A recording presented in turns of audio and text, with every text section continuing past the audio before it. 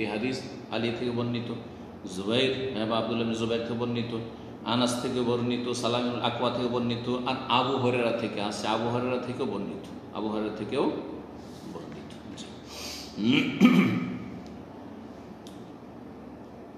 বলছেন সালাম ইবনে আকওয়া রাদিয়াল্লাহু তাআলা আনহু, সামি'তু নবী সাল্লাল্লাহু আলাইহি ওয়াসাল্লামকে বলতে শুনেছি, মান ইয়াকুল আলাইয়া মা লাম আকুল, যে আমার সম্পর্কে এমন কথা বলবে যা আমি বলিনি। দেখেন এখানে শব্দের পার্থক্য, মান ইয়াকুল আলাইয়া, মান কাযাবা আসলো না, বা লা তাকযিবু আসলো না। জি, কি আসলো? মান ইয়াকুল আলাইয়া, আমার সম্পর্কে যে বলবে, মা লাম আকুল, যা আমি বলিনি। রাসূলুল্লাহ কি বলছেন? আমি বলিনি, অথচ বলছে যে রাসূলুল্লাহ বলেছেন। এই শব্দ রাসূলুল্লাহ এরকম করেছেন, বা এটা রাসূলের সুন্নাত, হ্যাঁ এটা রাসূলের নিয়ত পড়া মুস্তাহাব, জি জায় নামাজে দোয়া পড়া মুস্তাহাব, সম্মিলিত মোনাজাত করা সুন্নাত। জি, এই যে ফতোয়াগুলি আছে বেদাত, জাহান্নামে যেতে হবে, এই হাদিসগুলির আওতাভুক্ত হবে। জি, ভুল ফতোয়া যারা দিচ্ছেন সহি হাদিস সহি সুন্নাহর পরোয়া না করে।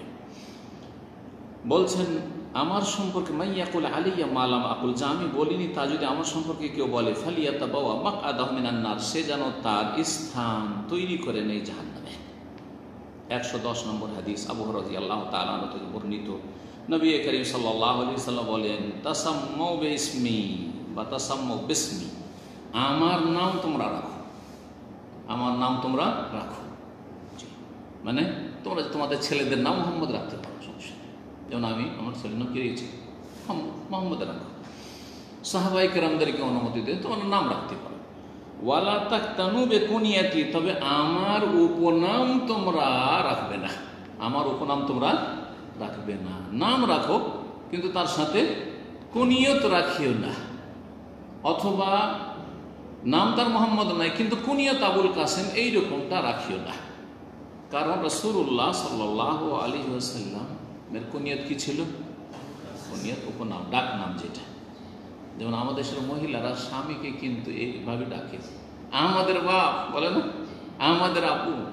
আগের যুগ ছিল আমাদের বাপ, হ্যাঁ, বা আমাদের বাবা, যেখানে বাবা বলছে বাবা, আমাদের আব্বু। আজকাল আব্বা, আব্বা থেকে আব্বু হয়েছে। এরপরে যে কোন ভাষা খুঁজবে আল্লাহ ভালো যাবে, কোন দিকে যাবে। আব্বুর পরে আবিতে ফিরে আসবে হয়তো, আরবিতে। তো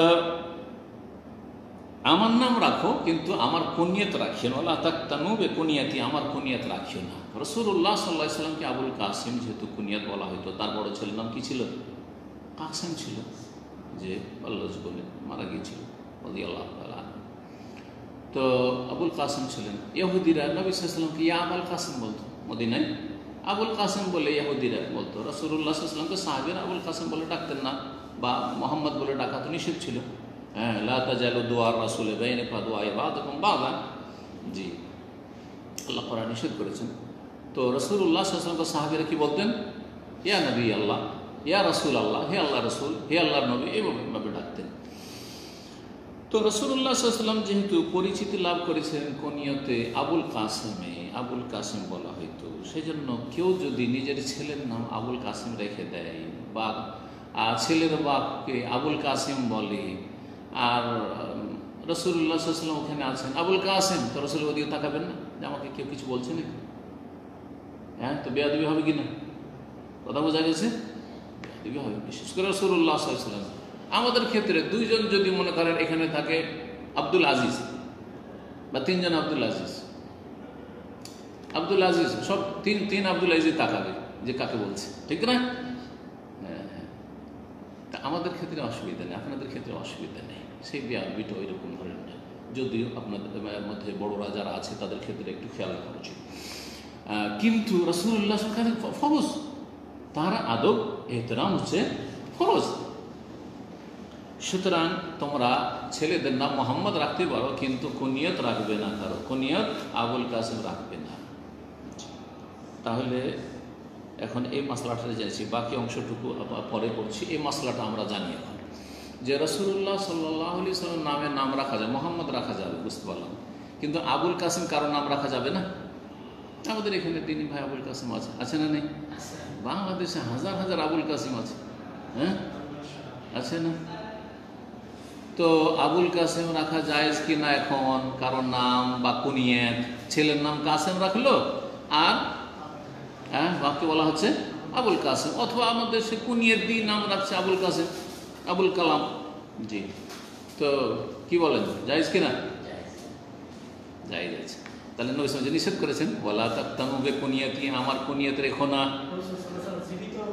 হ্যাঁ, এই ক্ষেত্রে বেশ কিছু মত পোষণ করা হয়েছে, কিন্তু কথা হচ্ছে যে যেটা সবচেয়ে বেশি শক্তিশালী মত সেটা হচ্ছে এই হুকুমটি বা এই নিষেধাজ্ঞা রাসূলুল্লাহ সাল্লাল্লাহু আলাইহি ওয়াসাল্লামের জীবদ্দশা পর্যন্ত সীমিত।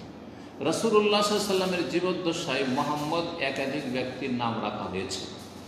আবু বকরের ছেলে রাসূলুল্লাহ বেঁচে ছিলেন, হ্যাঁ, আপনার এর সময় আপনার বিদায় হজের সময়কালে মোহাম্মদ বিন আবু বকর, আবু বকরের ছেলের নাম কি রেখেছেন? মোহাম্মদ বিন আবু বকর। এছাড়া আলী রাদিয়াল্লাহু তাআলা আনহু অনুমতি দিয়েছেন মোহাম্মদ নাম রাখতে। জি, তারপরে মোহাম্মদের নাম রাসূলুল্লাহ সাল্লাল্লাহু আলাইহি ওয়াসাল্লামের নাম রাখা ছিল, কিন্তু কুনিয়াত কারো ছিল না। রাসূলুল্লাহ সাল্লাল্লাহু আলাইহি ওয়াসাল্লামের পরে বেশ কিছু মুহাদ্দিসরা রয়েছেন ইসলামের ইতিহাসে যাদের কুনিয়াত আবুল কাসেম ছিল। দুজনের কথা বলি। ইমাম তাবরানি, যার 3টি কিতাব রয়েছে হাদিসের, আল মুজামুল কবির তাবরানি, আল মুজামুল আওসাত আর আল মুজামুস সগীর। মুজাম কবির, আওসাত আর সগীর 3টি মুজাম রয়েছে। মুজাম কবির অনেক বড় কিতাব। তো তাতে কি বর্ণনা বলা হয়েছে তার জীবনীতে, যে তার কুনিয়াত ছিল আবুল কাসেম আত-তাবরানি, আবুল কাসেম আত-তাবরানি। আচ্ছা, আর আপনার কি বলছে, ইবনে আসাকির একজন মুহাদ্দিস ছিলেন, মুআররিখ, ইতিহাসবিদ, ইসলামের ইতিহাসবিদ এবং বলা যেতে পারে মুহাদ্দিস ইবনে আসাকির।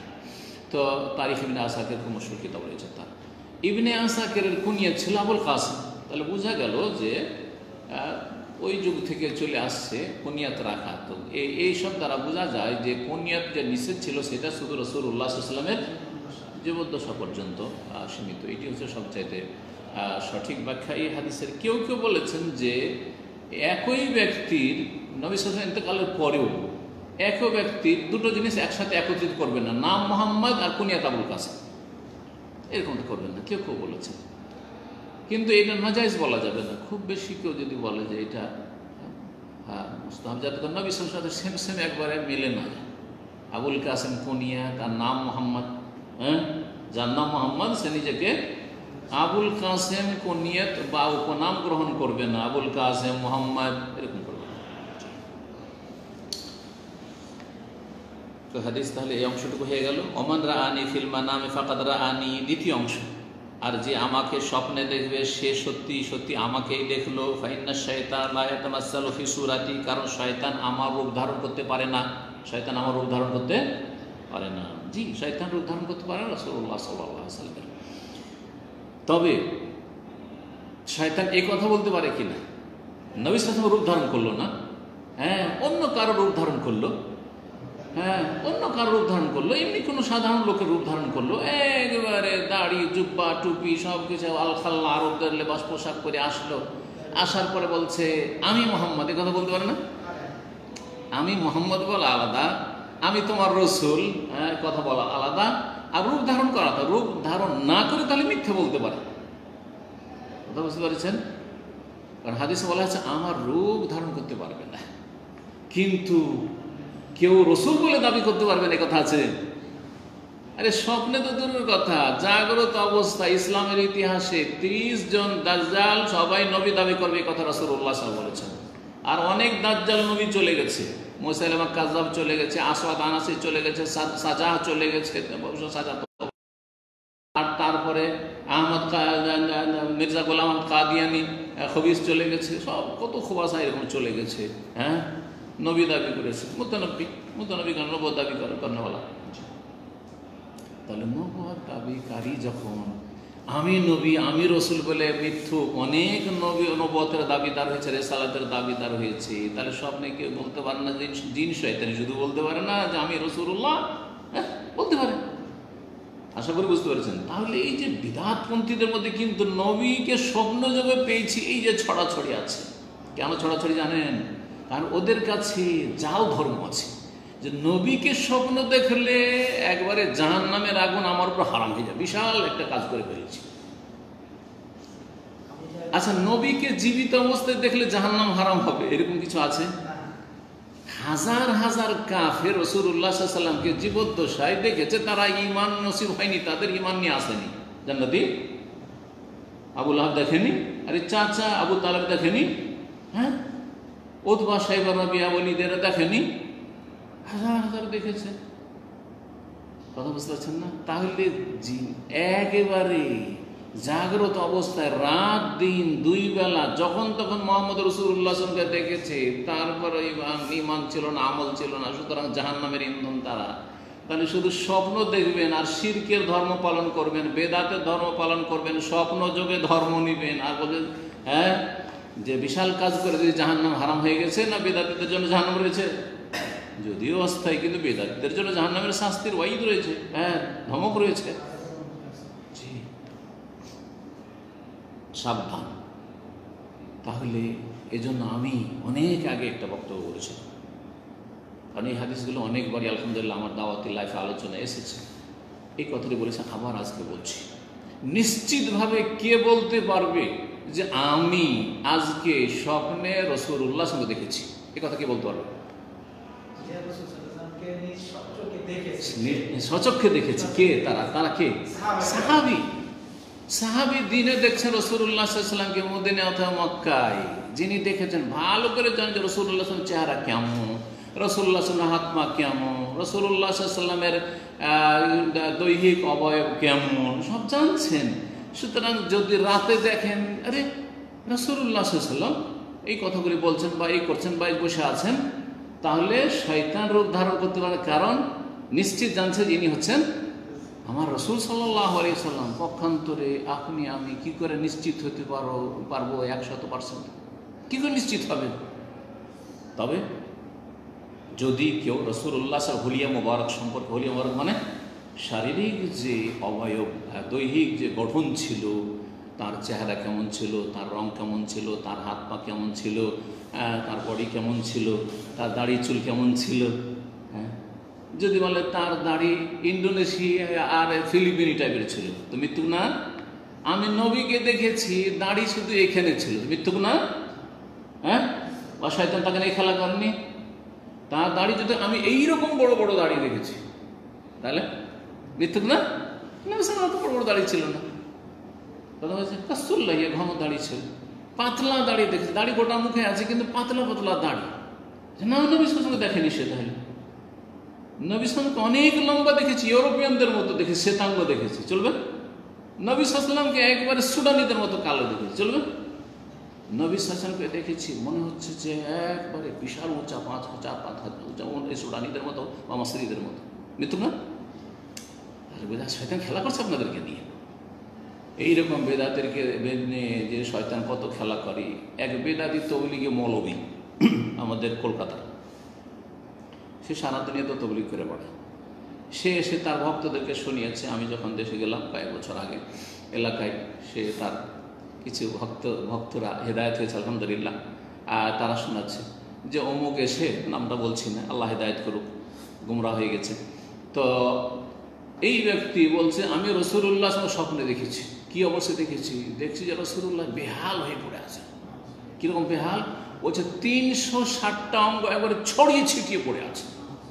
360টা অঙ্গ রাসূলুল্লাহ কি হয়েছে? ছড়িয়ে ছিটিয়ে পড়ে আছে দেখছি।